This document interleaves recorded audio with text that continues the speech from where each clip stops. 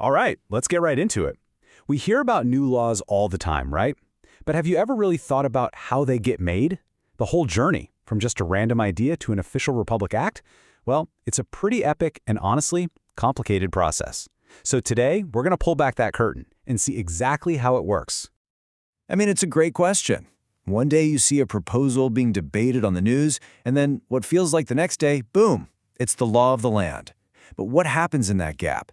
How does an idea actually survive the intense political machine? That's exactly what we're going to break down step by step. So we're going to follow this bill on its crazy journey through 6 main stages. We'll start with that first spark of an idea, watch it survive its first major test, face a bizarre mirror challenge, then navigate some serious clashes and compromises, get the president's final word, and at the very end we'll ask, what does it take to change a law that's already out there? Okay, first things first. Every single law, no matter how big or small, starts right here. And it doesn't start as a law. It starts as a proposal, a potential solution to a problem or a vision for how things could be better, all drafted by a lawmaker. And that formal proposal has a name. It's called a bill. So the next time you hear on the news that a new bill has been filed, just remember, that's literally just the starting gun firing. This thing has a marathon to run before it even has a chance of becoming an actual law. So once that bill is filed, it doesn't get an easy start. Nope, it immediately faces its first huge test, a mandatory process called the 3 readings.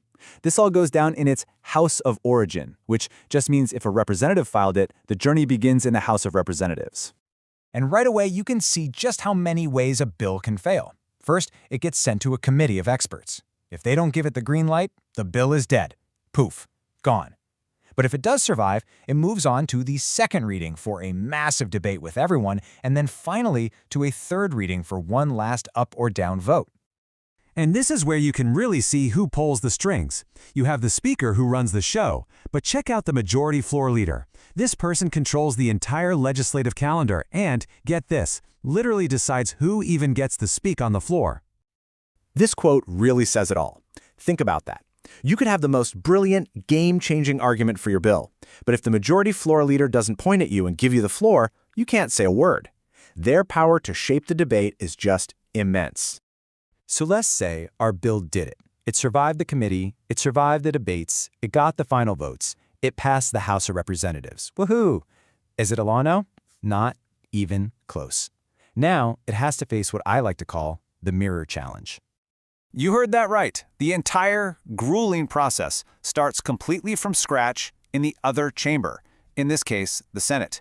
We're talking first reading, getting sent to a Senate committee, getting debated there, then debated on the Senate floor, and finally facing another third reading vote. It's like running the entire gauntlet twice. And here's where a quirky but important rule called parliamentary courtesy kicks in. Basically, it means the House and the Senate are equals. They respect each other's independence, so one can't just call over a member from the other house to come and explain their bill. The real-world impact of this is huge.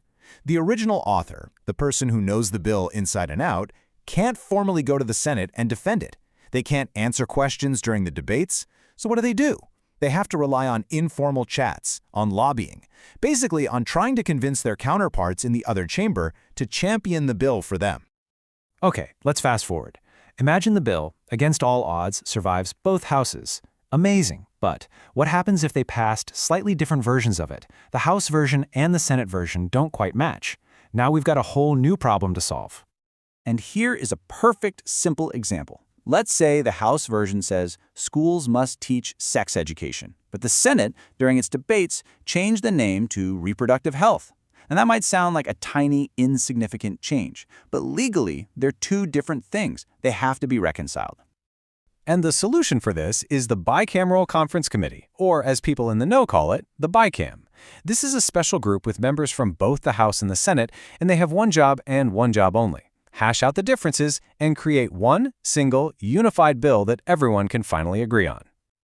All right, we are so close. The BICAM works its magic, they create that final version, and both the House and the Senate give it their final stamp of approval. Now, the bill goes on its last trip up the chain of command, right to the desk of the President of the Philippines. After all of that debate, all of those votes, all of that compromise, the bill's entire fate comes down to this one moment. The president has two choices: sign it, and it becomes law, or veto it, which means rejecting the bill and sending it back to Congress with a note explaining why. Now, a veto isn't always the end of the road. Congress has one last move. They can try to override the veto. But, and this is a huge but, it requires an incredible show of political force. They need a 2/3 vote from both the House and the Senate. That is an extremely high bar to clear. But if the president does sign it, or if that long-shot veto override actually succeeds, the bill is then published. And at that exact moment, after its long, treacherous, and exhausting journey, our little proposal is finally, officially, the law of the land. It gets its official title, a Republic Act. So that's the whole process for making a brand new law. But that begs the question, right? What if you just want to tweak an old law, one that's already on the books? Is there like a shortcut for that? It's a really good question. You know, say you just want to amend one tiny section of a huge, complicated law. Surely you don't have to go through that whole nightmare all over again, do you? Well, surprise, you absolutely do. It doesn't matter if you're trying to create a revolutionary new law from scratch or just change a single word in an old one, the process is exactly the same. You have to file a new bill, and it has to survive that entire epic journey all over again. When you look at all these steps, you realize our lawmaking process is designed to be tough. It's meant to be a filter, to make sure only the most well-thought-out and widely supported ideas actually become law. And that kind of leaves us with one last thought. Now that you know just how hard that path is, what's one idea out there that you believe is truly worth that incredible journey?